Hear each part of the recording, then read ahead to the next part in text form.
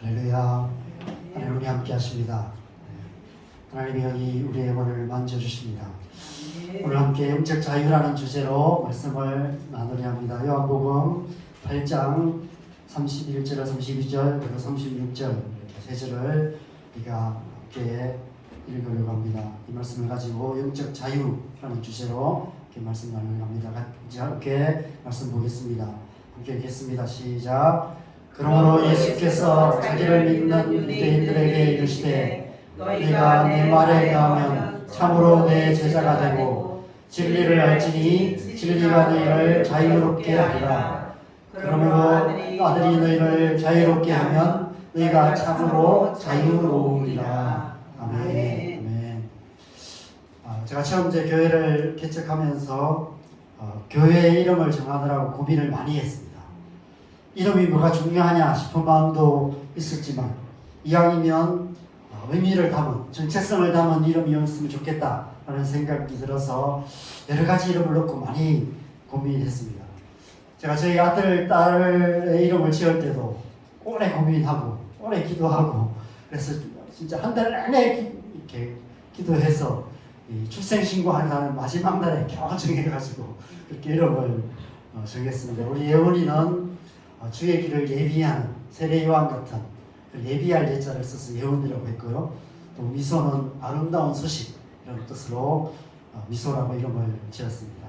이름대로만 살았으면 좋겠습니다. 그래서 그런 이름을 지었는데 우리 이제 이 자원동 교회도 그만큼 오랫동안 고민하고 지은 이름입니다. 그래서 처음에는 여러 가지 이름을 하다가 자유와 은혜의 교회라고 했으면 좋겠다 이런 생각을 했습니다. 제가 생각하는 신앙의 가장 중요한 두 가지 단어가 자유와 은혜이기 때문에 그렇습니다. 하나님의 나라는 자유로운 나라이며 은혜가 충만한 나라입니다. 왜 그럴까요? 하나님이 그런 분이기 때문에, 그죠? 하나님께서 자유로우신 분이시고 하나님께서 은혜가 충만하시기 분이시기 때문에 당연히 하나님의 나라도 그런 곳일 수밖에 없습니다. 그래서 교회도 그래야 된다고 생각합니다. 교회는 이 땅에 세워진 하나님 나라의 모델과 하우스와 같습니다. 그래서 교회도 자유로워야 하고요. 은혜가 충만해야만 합니다. 왜냐하면 교회를 다스리는 분, 교회의 주인도 하나님이시기 때문에 그렇습니다. 그래서 자유와 은혜의 교회로 해야 되겠다 이런 생각을 했어요. 그런데 의외로 이 자유라는 말의 의미를 정치적인 의미로 받아들이시는 분들이 계시더라고요. 그래서 많이 갑자기 당황이 되었습니다. 물론 자유에는 정치적인 의미도 있습니다. 우리는 자유민주주의 국가에서 살아가고 있기 때문에 자유는 우리나라의 근간을 이루는 중요한 가치입니다. 국가의 질서를 유지하는 최소한의 선에서 국민들에게 최대한의 자유를 보장해 주어야 합니다. 그것이 자유민주주의 국가의 의무이기도 하죠.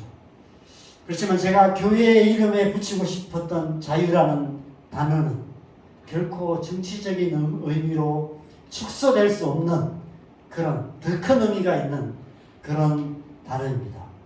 예수 그리스도 안에 있는 영적인 자유, 그런 자유를 의미합니다. 그래서 차라리 영적인 자유, 영적 자유교회, 줄여서 영자교회라고 할까 이런 생각도 했는데 저희 장모님 전함이 영자라서 장모님 전함을 또 교회에 붙이기는 좀 그래서 제가 그렇게는 할 수 없었습니다. 영자교회도 괜찮지 않을까요? 그래. 네. 아무튼 오랫동안 고민한 끝에 마침 동네 이름이 자원동이어서 동네 이름과 딱 맞아떨어져서 자유와 은혜의 공동체 자원동교회로 하게 되었습니다. 그래서 제가 첫 창립 예배 때 자유라는 주제로 말씀을 나누려고 했는데 근데 이 자유라는 주제가 정말 나누기가 어려운 주제예요. 한두 번의 설교로 나눌 수 없는 주제여서 미루다가 제가 오늘 그냥 서론이라도 해야 되겠다 이런 생각을 하고 영적 자유에 대한 말씀을 나누려 합니다. 제가 책을 가지고 온다는 게 깜빡 걸리셨는데 이 책은 유진 피터슨이 쓴 자유라는 주제의 책입니다. 제가 작년 말쯤에 제가 이 책을 이제 구입해서 개책을 준비하면서 사서 읽었습니다. 15장으로 되어 있는 책인데 유진 피터슨이 갈라디아서를 묵상하면서 쓴 책입니다.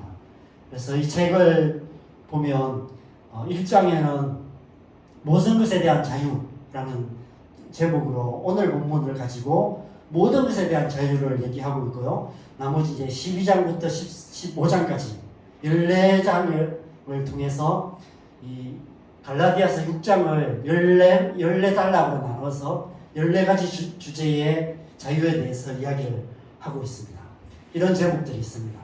살아갈 자유로부터 시작해서 저주할 자유, 평안될 자유, 재앙할 자유, 여러 가지 자유를 얘기하면서 마지막으로 죽을 자유까지를 이야기를 합니다.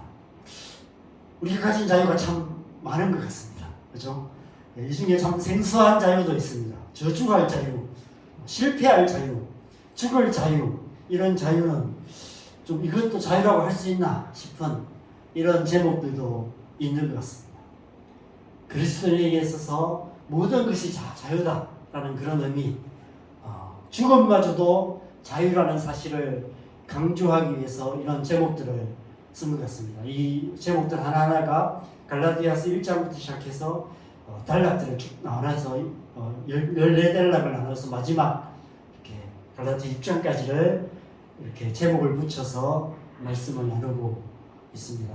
한번 책을 사서 한번 읽어보시면 좋을 것 같은데, 이 유진 피터슨의 책이 조금 어려운 문장으로 많이 쓰여 있습니다. 굉장히 이렇게 날카롭고 세련되고, 그래서 어떤 분들에게는 좀 어려운 책일 수도 있습니다. 저는 이 책을 굉장히 좋아합니다. 그런데 이 책의 이 선언인격인 모든 것에 대한 자유 가운데 이런 문구가 있습니다. 같이 읽어볼까요? 시작. 자유의 첫 번째 조건은 자유의 한계이다. 어떤 의미일까요? 두 가지 차원에서 생각해 볼 수 있는 것 같습니다. 첫 번째 차원은 우리 인간이라는 존재 자체가 유한한 존재이기 때문에 우리가 가지는 자유에는 한계가 있을 수밖에 없다는 의미입니다. 여러분, 우리에게는 자유가 있지만 또 한편으로는 자유가 없는 것이 너무 많습니다. 선택의 여지가 없는 것이 너무 많아요. 이 세상에 태어나는 것부터 그렇습니다. 태어나는 자유는 우리에게 없어요. 우리가 원해서 이 세상에 태어나지는 않습니다. 우리가 원해서 우리의 부모를 선택하는 것도 아니고요. 우리가 원해서 이 나라에 이 시대에 태어난 것이 아닙니다. 죽음 역시 마찬가지죠.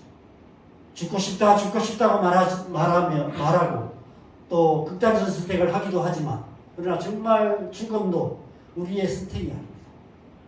사는 게 너무 힘들어서 그렇게 할 뿐, 죽음 역시도 우리가 자유롭게 선택할 수 있는 것이 아닙니다. 죽고 싶어서 죽는 사람은 아무도 없습니다. 태어나는 것과 죽는 것조차도 우리의 자유가 아니라는 사실만으로도 우리에게 주어진 자유가 한계가 있다는 것을 우리가 알 수가 있습니다. 그럼 사는 것은 어떨까요? 살아가는 자유를 얘기하는데 자유롭게 살아갈 수 있습니까? 내 마음대로 안 되는 일들이 더 많습니다. 내 능력 밖의 일들이 더 많아요. 공부를 잘하고 싶지만 머리가 안 들어갑니다. 운동을 잘하고 싶지만 몸이 안 따릅니다. 나는 노래를 잘 부른다고 생각하는데 듣는 사람들은 괴로워합니다. 우리의 능력의 한계로 인해서 우리의 자유는 한계가 있을 수밖에 없습니다. 그런 의미에서 절대적이고 무한한 자유를 가진 분은 오직 하나님 한 분밖에 없습니다. 출애굽기에서 하나님은 스스로 있는 자다라고 말씀하신 의미가 바로 그런 의미입니다. 시작도 없고 끝도 없는 절대적이고 무한한 자유 가운데 계신 분, 그런 분이 바로 하나님이십니다.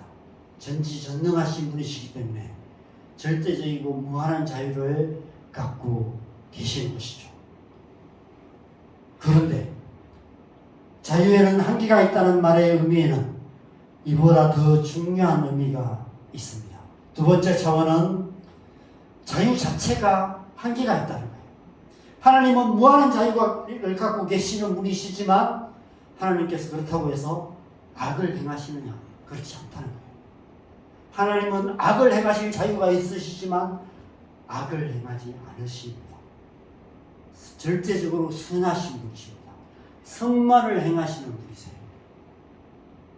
그것이 자유입니다.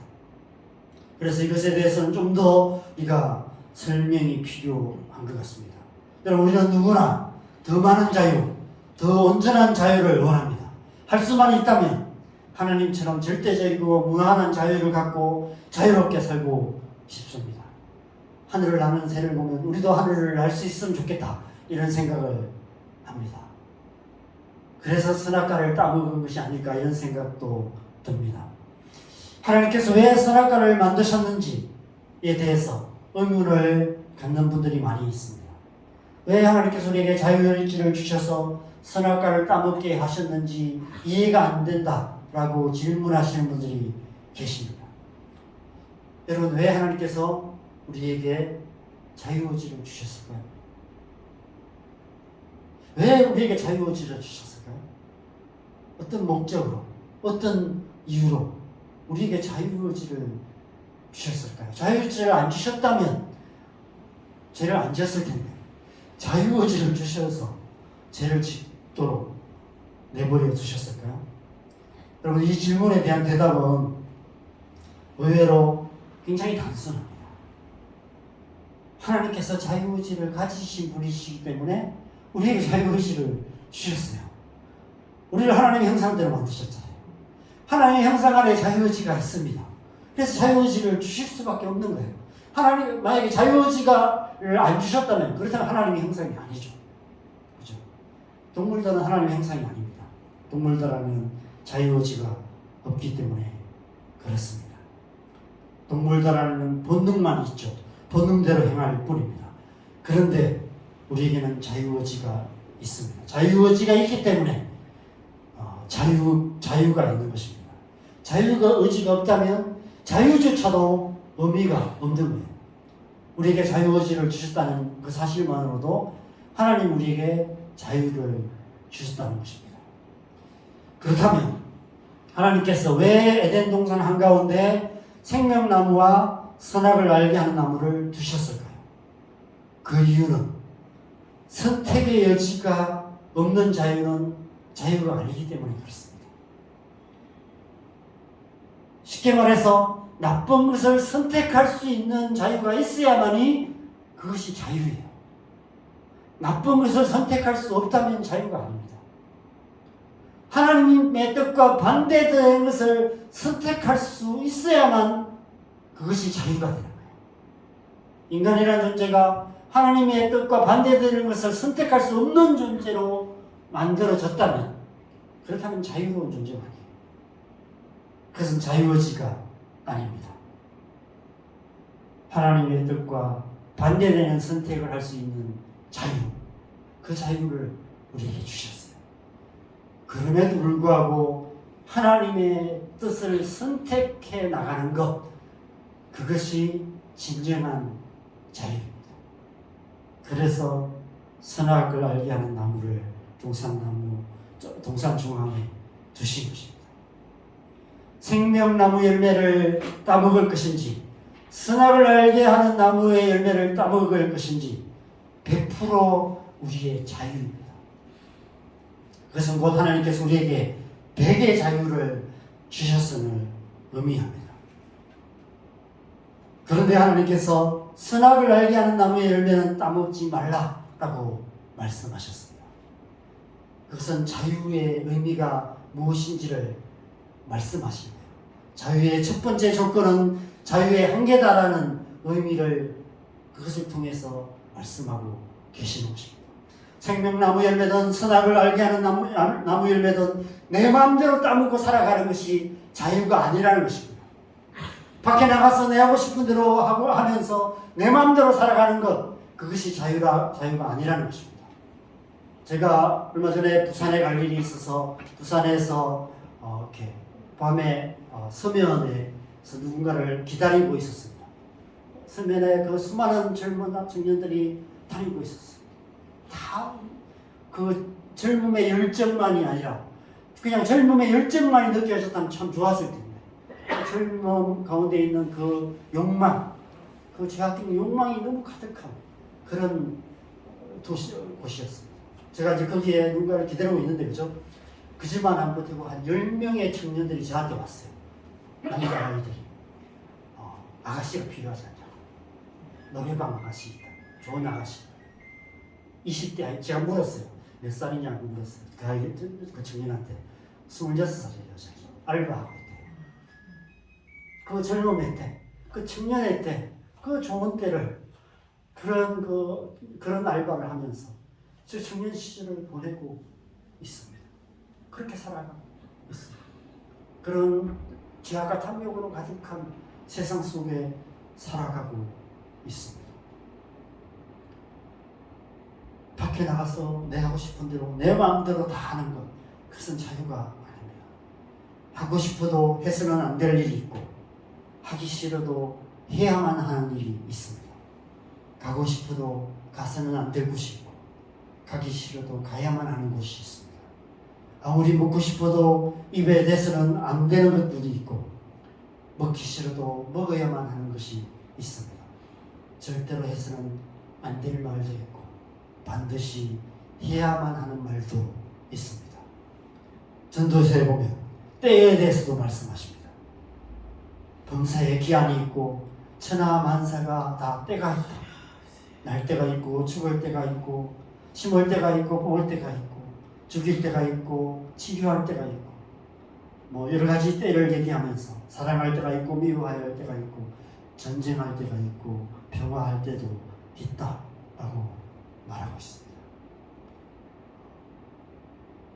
해야 할 일과 해서는 안 될 일을 잘 구별하고 해야 할 때, 그 때를 잘 구별하면서 살아가는 것, 그것이 진정한 자유인 것이죠. 우리는 좋든 싫든 원튼 원하지 않든 자유의 한계 안에서 사는 법을 배워야 합니다. 우리 중 그 누구도 이 세상 사는 동안 백의 자유를 다 쓰면서 살아갈 수는 없습니다. 그리고 그렇게 살아가는 것은 진정한 자유가 아닙니다. 좀 더 제가 구체적으로 한번 이 사실을 설명해 보겠습니다. 우리는 대한민국 국민입니다. 우리가 대한민국 국민으로서 살아가기 위해서는 국가가 정한 한계 안에서 살아가야 합니다. 우리가 자유민주주의 국가이지만 그러나 무한한 자유를 보장해 주지는 않습니다. 법이 있습니다. 국가의 질서를 유지하기 위해서 어느 정도 자유의 제한은 받아들여야만 합니다. 우리가 보통 물건을 살 때 10%의 부가세를 냅니다. 우리가 가진 100의 자유 중에서 최소한 10만큼의 자유는 국가의 권위에 위탁을 하는 것이죠. 10만큼의 자유에는 제한을 받을 수밖에 없는 것입니다. 그래서 아무리 급해도 교통신호를 지켜야만 합니다. 교통신호 무시하고 내 마음대로 운전하는 것은 참된 자유가 아닙니다. 아무리 아까워도 세금을 내야 합니다. 내 돈 가지고 내 마음대로 쓰는데 뭔 상관이야? 국가가 무슨 상관이야? 라고 말하는 것은 참된 자유가 무엇인지를 몰라 사는 어리석은 사람들의 헛소리입니다. 부자들이 더 많은 세금을 내는 것은 당연합니다. 국가의 공권력이 가난하고 힘없는 자들을 보호하는 데도 쓰이지만 반대로 가진 자들이 가진 자들이 누리는 자유를 보호하는 데 더 많이 쓰이기 때문에 더 많은 세금을 내는 것은 당연합니다. 또한 우리는 그리스도인입니다. 그리스도인은 교회를 다닙니다. 교회에 11조를 내듯이 우리가 가진 자유 가운데서 최소한 10만큼의 자유는 교회 생활에 헌신해야만 합니다. 물론 직분을 가진 사람들은 더 많은 헌신을 해야 해서 그만큼의 자유가 더 줄어들 수밖에 없습니다. 그래서 우리가 교회 생활 하다 보면 세상 사람들보다 또 더 자유롭지 못한 그런 삶을 살아갈 수밖에 없습니다. 자, 이제 우리에게 남은 게 얼마인가요? 국가에 10을 주고 교회에 10을 주면 이제 100 중에서 80이 남아 있습니다. 직장 생활을 해야 합니다. 직장 생활을 하게 되면 우리가 가진 자유는 현저하게 줄어들 수밖에 없습니다. 아주 좋은 회사를 다닌다고 가정해 봅시다. 하루 8시간 딱 하고 주 5일 근무를 하는 그런 직장을 우리가 다닌다면 그래도 출퇴근 시간이라든지 가끔 야간도 있고 회식도 있고 이런 시간을 포함한다면 최소한 우리가 가진 자유 중에 30 정도는 직장 생활에 써야만 합니다. 그래서 국가에 10을 주고 교회에 10을 주고 직장에 30을 주고 나면 이제 남은 것은 50이 되는 거예요. 내가 가진 100 자유 중에 50만큼의 자유가 이제 남게 됩니다. 나 혼자 살아도 50이라는 자유 안에서 살아갈 수밖에 없습니다. 그런데 결혼을 하여 가정을 이루게 되면 어떻게 될까요? 거기에 자녀를 낳고 키워야 한다면 어떻게 될까요? 자녀가 하나가 아니라 둘이 되고 셋이 되면 어떻게 될까요? 계산이 복잡해집니다. 답이 안 나옵니다. 우리가 결혼을 한다는 것은 우리가 가진 자유의 50에서 최소한 절반 이상은 희생해야 한다는 의미가 됩니다. 어떤 때는 남편이, 어떤 때는 아내가 더 많은 희생과 헌신을 해야만 합니다. 자녀를 낳고 키우게 되면 더 많은 헌신이 필요해요. 그래서 어떤 때는 1도 자유가 없는 그런 내가 가진 자유는 1도 없다 이렇게 느끼게 되는 그런 순간들이 있을 수 있는 것입니다. 그래서 요즘 결혼 안 하고 결혼해도 자녀 안 낳고 나 혼자 50의 자유를 다 누리며 살겠다고 말하는 미운 우리 새끼들이 참 많이 있습니다. 더 많은 자유를 찾아서 친구도 버리고 가족도 버리고 깊은 산으로 들어가서 자연인으로 살아가는 사람들도 많이 있습니다. 여러분, 그렇게 살아가는 것이 참된 자유일까요? 그렇게 살아가는 삶이 참 사람다운 삶일까요? 그렇게 살아가는 것이 잘 사는 것일까요? 여러분, 인생은 자유의 이 한계 안에서 살아가는 것, 이 자유의 한계 조건을 받아들이면서 살아가는 것, 그렇게 살아갈 때 의미 있는 인생이 됩니다. 여러분, 인생은 자유롭게 살고 내 마음대로 살아가는 것이 잘 사는 게 아니에요.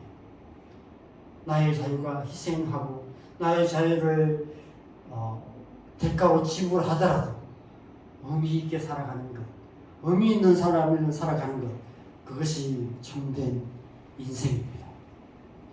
자유는 기꺼이 그것을 희생할 때 참 자유가 됩니다. 희생이 없는 자유는 참된 자유가 아닌 것이죠. 여러분, 우리가 지금 누리는 자유는 누군가의 희생이 있기 때문에 가능한 것입니다.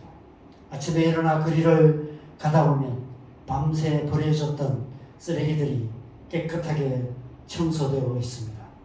물론 청소 일을 하시는 분들은 그것이 직업이기 때문에 그 일을 하시지만 어떤 일이든 새벽잠을 포기하고 자유를 희생해서 새벽 일찍부터 거리를 청소하시는 분들이 있기 때문에 우리는 깨끗한 거리를 걸어갈 수 있는 것입니다.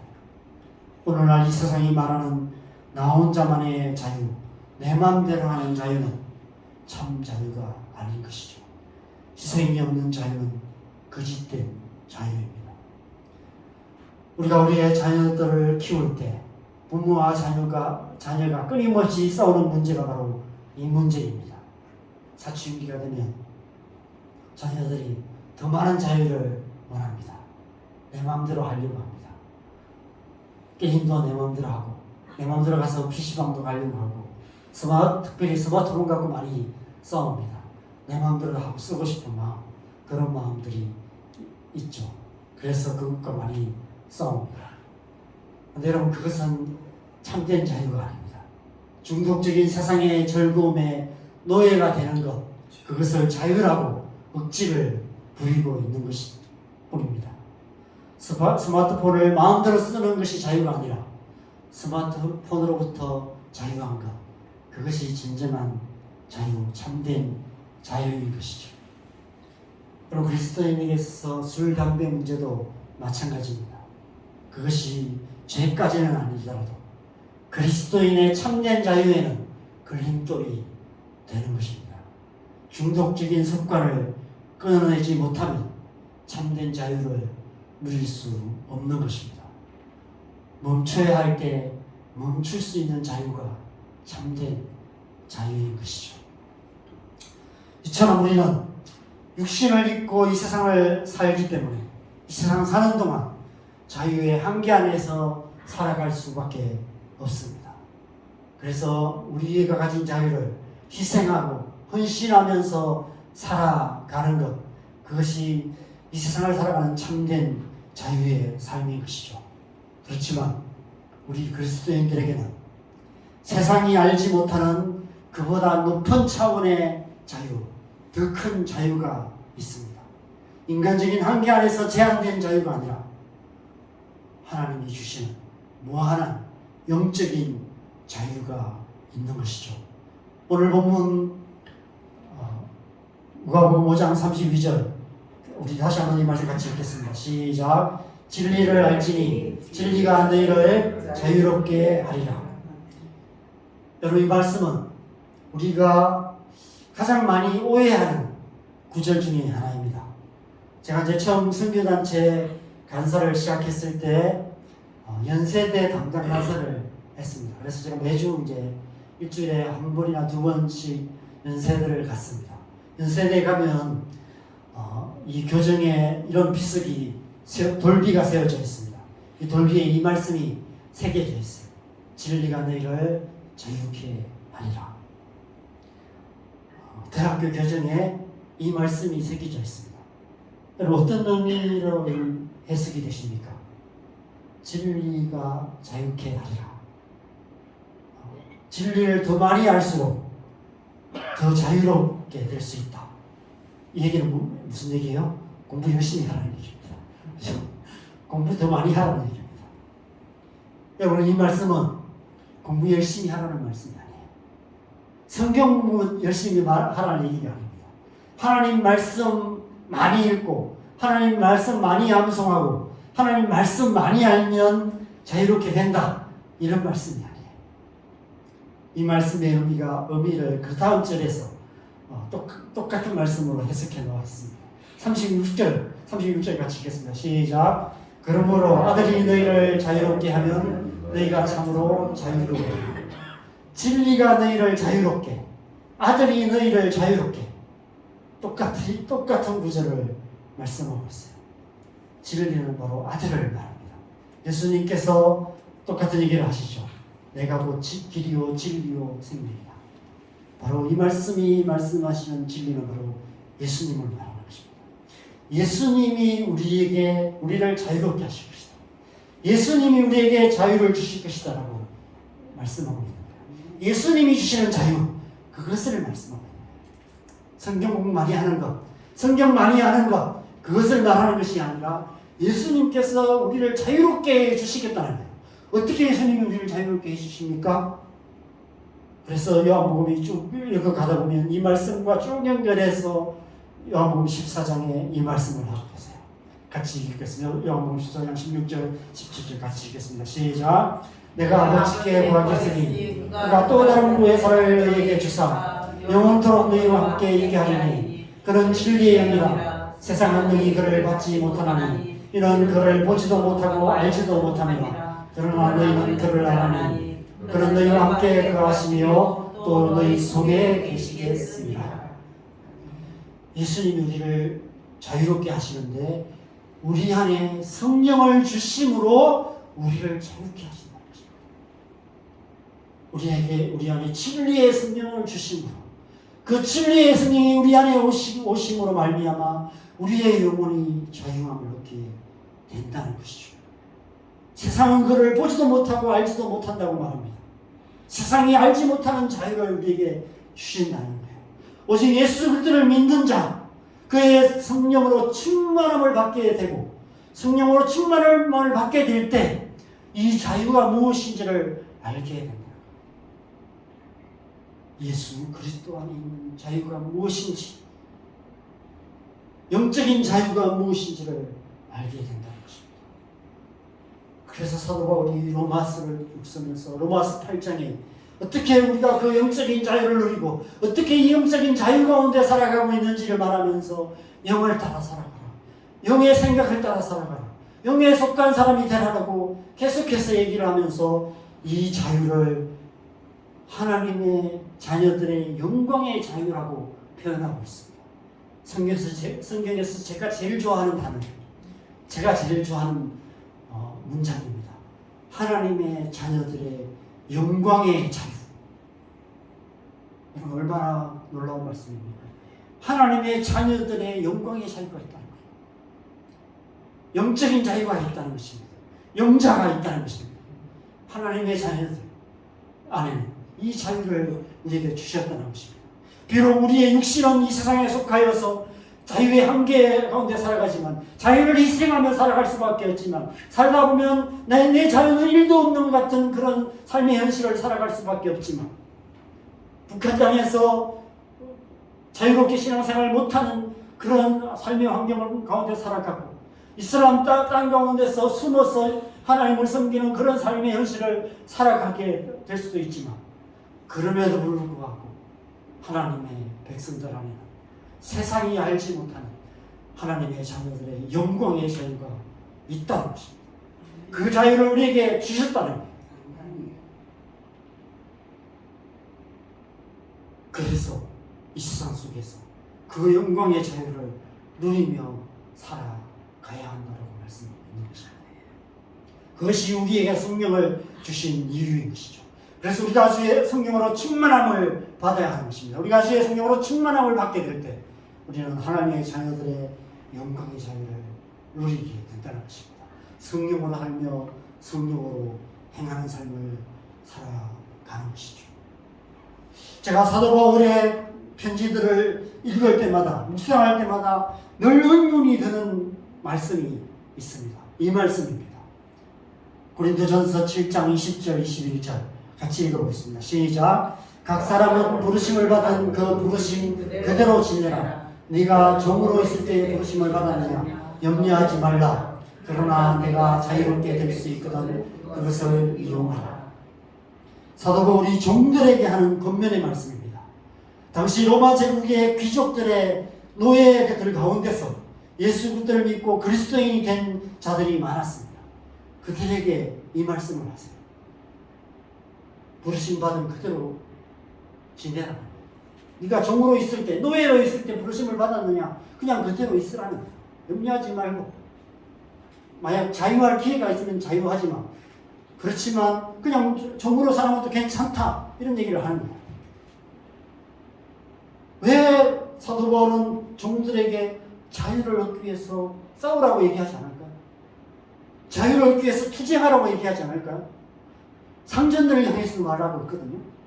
상전들 가운데도 종들을 부리고 있는 사람들 가운데도 그리스도인이 된 사람들이 많이 있었습니다. 그런 사람들에게는 그렇게 얘기해야 되잖아요. 너의 죄는 잘못된 것이다. 너희들을 풀어주라. 이렇게 얘기해야 되잖아요. 근데 그렇게 얘기하잖아요. 에베소서에도 똑같은 말씀을 하세요.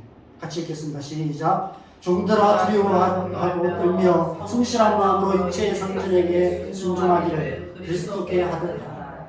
오히려 그리스도께 하듯 순종하라고 얘기합니다. 종들에게.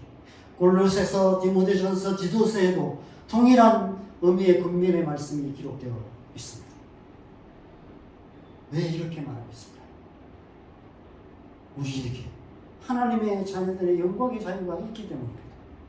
비록 육신은 불의한 세상에서 정으로 매여 노예로 살고 있지만 너희는 이미 자유한 자다. 너희 안에는 세상이 알지 못하는 더 큰 자유가 있다.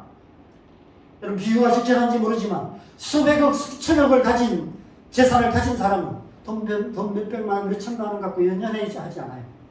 그거 있으나 없으나 상관없어요. 하나님의 자녀들의 영광의 자유를 가진 사람들에게는 이 육신의 자유 조금 이거 있으나 없으나 별 상관이 없는 거예요. 노예로 있으나 주인으로 있으나 상관이 없는 거예요. 감옥에 있어도 사도 바울은 감옥에서도 자유를 누렸습니다. 엄청나게 큰 것을 가진 사람은 자꾸 하잘것없는 것에 연연해야 하지 않습니다. 하나님의 자녀들의 영광의 자유, 하나님께서 그리스도께서 우리 안에 주신 자유는 이 세상의 한계 안에 살아가는 육신의 자유에 비하면 비할 수 없는 하늘과 땅만큼 큰 자유라는 것입니다. 거기에 비해서 이 육신이 누리는 자유는 하잘것없는 거야. 그래서 굳이 그런 얘기를 하지 마요. 오히려 주인에게 하기를, 육체의 상전에게 하기를 그리스도께 하라고 권면하고 있습니다.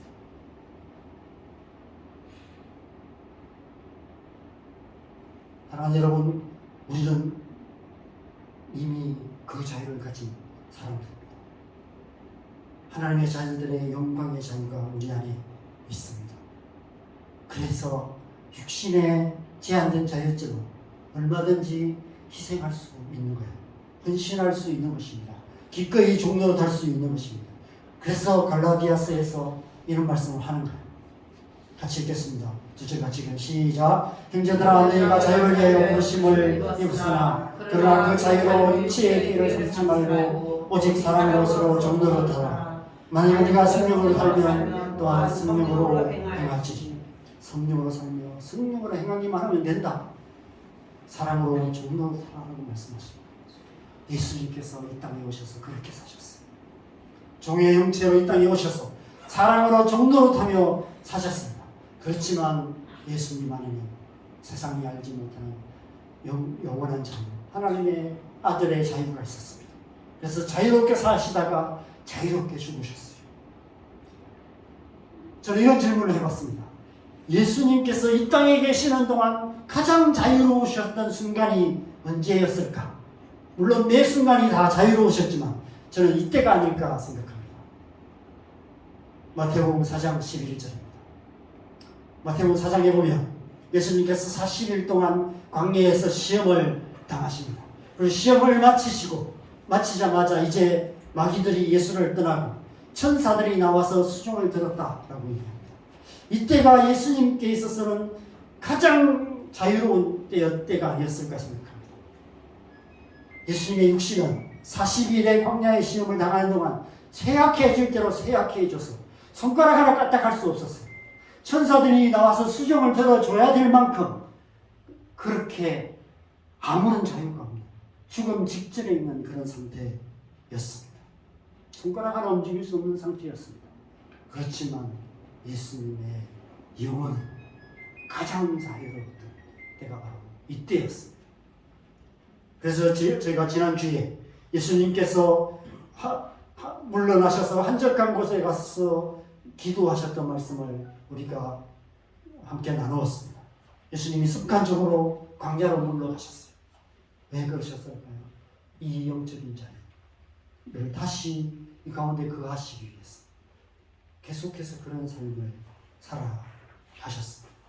예수님도 육신을 입고 계셨기 때문에 수많은 병자들과 육신의 문제를 가진 사람들과 그런 부딪히는 그런 사역 가운데서 지치고 힘들어질 때마다 다시 물러나셔서 한적한 곳에서 다시 그 영적인 자유를 회복하시는 그런 시간들을 가지신 것이죠. 우리도 그렇게 살아야 될 줄 믿습니다. 그 영적인 자유를 우리가 맛보고 누리며 살아가야 될 줄 믿습니다. 저는 우리 교회가 그런 교회 되기를 소망합니다. 하나님의 자녀들이 세상으로부터 물러나서 하나님의 자녀들의 영광의 자유를 다시 맛보고 다시 회복하고 다시 누리는 시간, 함께 예배하고 함께 기도하고 함께 말씀 듣는 이 시간들을 통해서 우리의 영혼이 다시 자유케 되어지고 다시 회복되어지는 그런 시간, 영적인 자유가 있는 영자교회, 그런 교회가 되었으면 좋겠습니다. 함께 예배하는 시간이 그런 시간인 줄 믿습니다. 하나님의 자녀들의 영광의 자유를 맛보고 누리는 시간이 되는 줄 믿습니다.